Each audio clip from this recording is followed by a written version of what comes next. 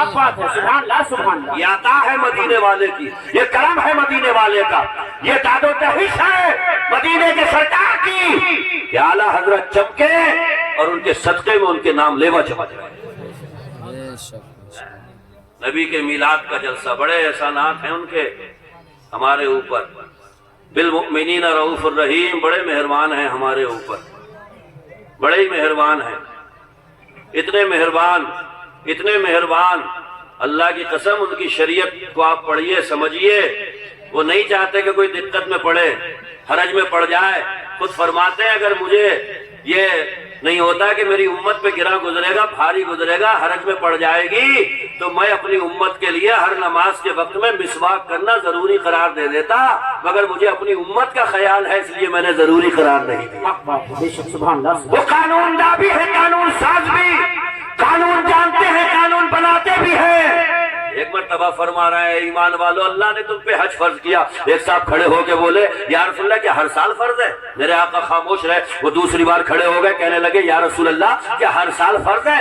میرے آقا نے فرمایا جو میں بیان نہ کروں اسے پوچھا مت کرو، اگر میری زبان سے نکل جاتا کہ ہاں ہر سال فرض ہے تو حج ہر سال فرض ہو جاتا اور تم حرج اور دقت و مصیبت میں مبتلا ہو۔ بالمؤمنین رؤوف الرحیم، ایمان والوں پہ سبحان اللہ بڑے مہربان۔ کیوں نہ دھومیں مچائیں ان کی، کیوں نہ مچائیں۔ یہ علماء بیٹھے ہیں، بارہ بیان کرتے ہیں۔ وہ تشریف لا رہے تھے تو اللہ نے جبریل امین کو حکم دیا جھنڈے لے لے جبریل، میرا محبوب آ رہا ہے دنیا میں۔ سبحان اللہ سبحان اللہ۔ ایک مشرق میں لگا، ایک مغرب میں لگا، ایک دنیا کے سینٹر کعبے پہ لگا اور ساری دنیا کو بتا کہ جہاں جہاں تک خدا کی خدائی ہے وہاں تک میرے محبوب کی مصطفیٰ ہے۔ سبحان اللہ سبحان اللہ۔ کسی نبی کی آمد پہ جھنڈے نہیں لگے مگر مصطفیٰ کی آمد پہ جھنڈے اللہ نے لگوائے اور ساری دنیا کو یہ بتا دیا کہ اب کوئی نبی نہیں آئے گا، قیامت تک اگر رات چلے گا تو میرے محبوب کا رات چلے گا۔ سبحان اللہ سبحان اللہ، زندہ باد زندہ باد۔ گھیر دیا گیا اور بتا دیا گیا کہ اب حکومت میرے محبوب کی ہوگی، راج میرے محبوب کا ہوگا۔ خدا کی قسم ان کے میلاد پہ سب خوش ہیں، مگر یہ علماء بتاتے ہیں کہ وہ رو رہے تھے ایک جگہ۔ کہاں رو رہے تھے؟ بلکہ ایک نیا جملہ آیا ابھی عثمان بھائی، وہ رو ہی نہیں رہے تھے، وہ ڈکار رہے تھے۔ رونے میں تھوڑا سلیقہ ہوتا ہے مگر ڈکارنے میں سلیقہ نہیں ہوتا، منہ پھاڑ پھاڑ کے ڈکارتا ہے آدمی، تو ڈکار رہے تھے۔ ان کے چیلے چپاٹے آ کر کے بولے کیا ہو گیا؟ بولے کیا ہو گیا تمہیں پتہ نہیں چلا؟ وہ آ گئے، وہ آ گئے، وہ آ گئے۔ ساتھی بنایا تھا، بڑی محنت کی تھی، جد و جہد کی تھی، ارادہ یہ تھا کہ جہنم میں ساتھ میں لے جا کے انہیں بھی چھکوا دوں گا، مگر وہ آ گئے۔ گڈھے کھود کھود کے لڑکیاں دفن کر دی تھی مگر اب وہ آ گئے، وہ آ گئے۔ وہ بتائیں گے کہ جس نے 3 بیٹیوں کی پرورش پال پوس کے بڑا کر دیا، میں محمد اس کی جنت کی ضمانت لیتا ہوں۔ سبحان اللہ سبحان اللہ۔ دیوانے سنیں گے، مچلیں گے اور جنت کے لیے تڑپیں گے۔ خدا کی قسم ابھی زمین پہ کوئی بیٹی نہیں ماری جائے گی، کوئی گڈھا نہیں کھلے گا، اب کسی کی سانسیں جام نہیں کی جائیں گی۔ وہ بیٹی جس کو ہم نے بوجھ بنایا تھا انہیں پڑھا پڑھا کر کے وہ محبوب آ گئے، اب وہ کہیں گے کہ بیٹی زحمت نہیں بیٹی رحمت ہو۔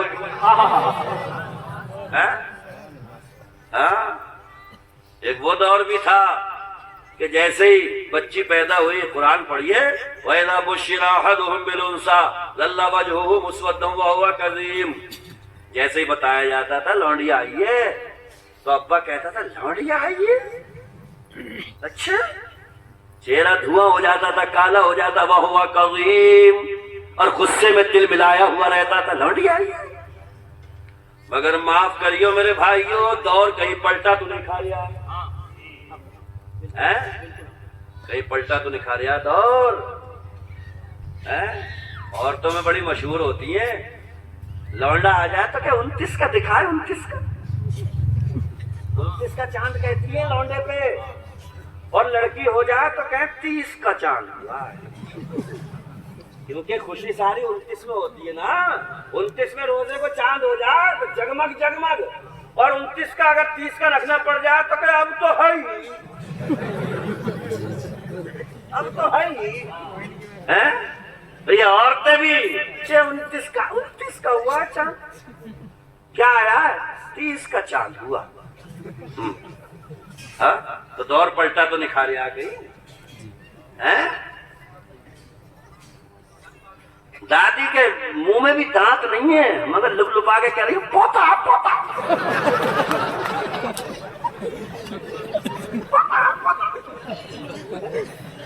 اب پوتی آ گئی تو بات ہی نہیں کر رہی ہے, کیا آیا تو چلے جاؤ. تو دور پلٹا تو نہیں کھا رہا ہے. میرے آقا صحابہ ساتھ میں گزر رہے, گھر سے روشنی اٹھی, صحابہ نے کہا یا رسول اللہ یہ روشنی کیسی؟ آقا نے فرمایا جا کر کے پتہ لگا لو, یا تو اس گھر والوں نے کسی یتیم بچے کو لے لیا اسے پال رہے ہیں, یا جا کر کے پتہ لگاؤ اس گھر میں ابھی ابھی بیٹی پیدا ہوئی ہے. سبحان اللہ سبحان اللہ سبحان. میرے آقا فرماتے گھر میں بیٹی آتی ہے, حفت الملائکۃ علی البیت, فرشتے گھر کو گھیر لیتے ہیں. وَيَقُولُونَ السَّلَامُ عَلَيْكُمْ يَا أَهْلَ الْبَيْتِ, اور کہتے ہیں گھر والوں تم پہ اللہ کی سلامتی ہو.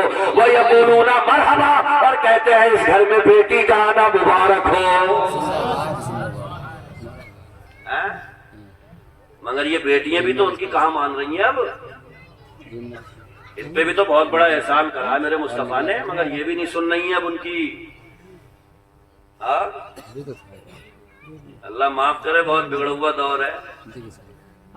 کوئی ٹھکانا کہ کہاں جا رہی ہے, کہ جاب کو جا رہی ہے. غیرت نہیں آ رہی ہے جاب کو جا رہی ہے, کون سی جاب کو جا رہی ہے؟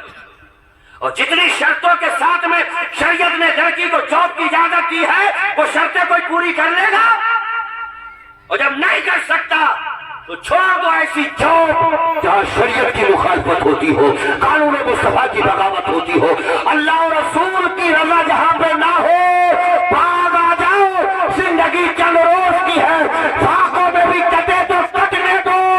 اگر آخرت میں آرام ملا تو خدا کی قسم یہاں کی مصیبت کوئی مصیبت نہیں. سبحان اللہ سبحان اللہ, زندہ باد زندہ باد.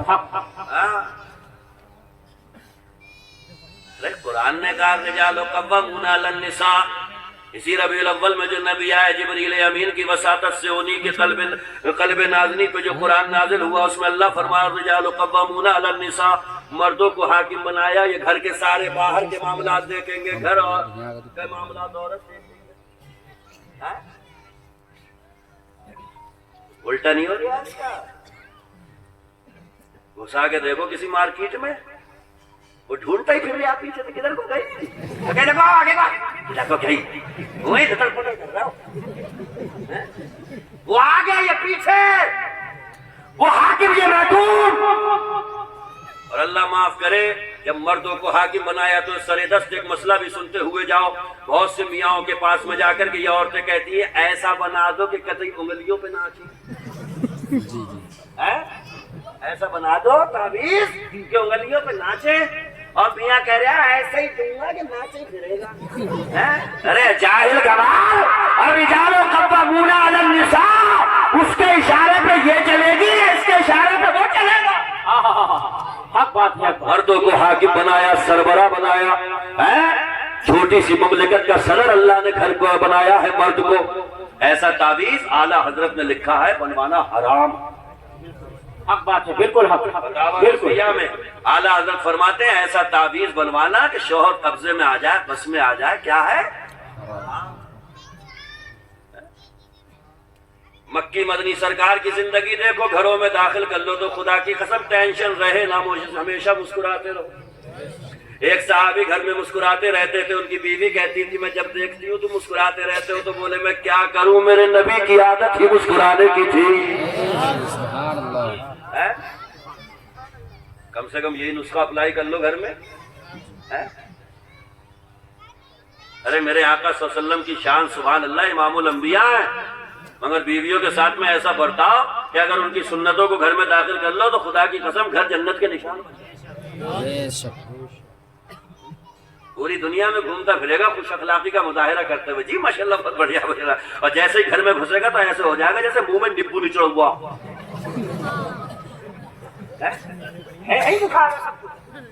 مسکراتے وہ نہیں آ سکتا ہے، گھر میں مسکراہٹ نہیں بکھیر سکتا۔ ارے گھر میں بھی مسکرا کر کے رہو، بلکہ میں تو ایک جملہ کہتا ہوں، باہر رہو مرد بن کے، گھر میں رہو بچے بن کے۔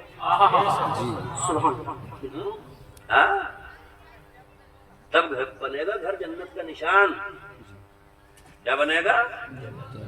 ورنہ اتنا پریشان ہے، امام صاحب کے پاس جا کے بولا بیوی مر گئی، اعلان کر دو، کر دیا، لے کے جا رہے تھے، مری نہیں تھی، کومے میں چلی گئی تھی، کھمبے سے ٹکرائی تو اٹھ کے بیٹھ گئی چارپائی پہ، دوبارہ مری تو جا کر کے کہا آپ کی صحیح میں مر گئی، اعلان کر دو، لے کے جا رہے تھے تو سب کہہ رہے ہیں لا الہ الا اللہ محمد رسول اللہ، یہ کہہ رہے ہیں کھمبا بچا کے، کھمبا بچا کے، پچھلی بار اٹھ کے بیٹھ گئی تھی۔ ایسا ایسا پریشان پڑ ہوا ہے بیویوں سے۔ ارے دیکھنا ہی ہے تو سیرت سرکار دو عالم دیکھو، خدا کی قسم امام الانبیاء ہے، سید الانبیاء ہے، مگر حالت یہ ہے آپ کی بیوی ہم سب کی ماں ایک مرتبہ اونٹ پہ چل رہی ہے، میرے آقا نے اپنا کاندھا دیا، وہ پاؤں رکھ کر کے اونٹ پہ چڑھ گیا۔ سبحان اللہ سبحان اللہ سبحان اللہ سبحان اللہ۔ ارے بھائی جہاں حاکم آپ کو بنایا ہے وہیں قرآن میں یہ بھی ہے وَعَاشِرْهُنَّ بِالْمَعْرُوفِ، غلطی مت کر دینا، ان کے حق مت مار دینا، میدان قیامت کی عدالت میں کس دیے جاؤ گے۔ چاہتے چاہتے بھی میرے آقا فرما کر کے گئے تھے کہ ان کی حق تلفی نہ ہو، وہ سب کے لیے محسن بن کے آئے۔ سبحان اللہ۔ ابا اماں کا کوئی مقام نہیں تھا، انہوں نے ہی بتایا کہ یہ خوش ہے تو وہ خوش ہے، یہ ناراض ہے تو وہ ناراض ہے۔ مزدوروں سے کام تو کرا لیا جاتا تھا مگر پیمنٹ دینے میں بڑی آناکاری کی جاتی تھی۔ میرے آقا نے فرمایا کام کر کے فارغ ہو جائے، پسینہ بھی نہ سوکھے، مزدوری دے دو اس کی۔ دل لگا کے کام کیا ہے، تھکا آئی اس میں، میرے آقا نے فرمایا کپڑے بھی خشک نہ ہونے پائے، پہلے مزدوری دے دو تاکہ چہرے پہ مسکراہٹ آ جائے۔ غلاموں کا حال یہ تھا کہ کام کاج تو کرایا جاتا مگر ساتھ میں بٹھا کر کے کھانا نہیں کھلایا جاتا۔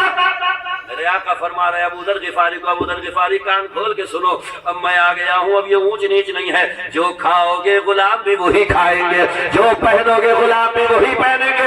میرے آقا نے خدا کی قسم ماں باپ کے لیے، اولاد کے لیے، مزدوروں کے